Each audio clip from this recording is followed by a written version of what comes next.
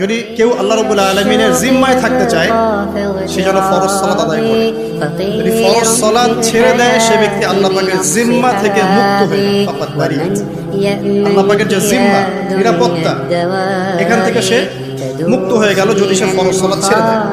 আপনার একটা সেজদা, যে সেজদা আপনি চোখের পানি ঢেলে দিয়েছেন আল্লাহর কাছে যে আল্লাহ আমার ভুলগুলো তুমি মাফ করে দাও, আমার তওবা তুমি কবুল করো, ইনশাআল্লাহ দেখবেন ওই একটা সেজদা যদি কবুল হয়ে যায় আল্লাহ পাক আপনার সব গুনাহ মাফ করে দিবেন ইনশাআল্লাহ।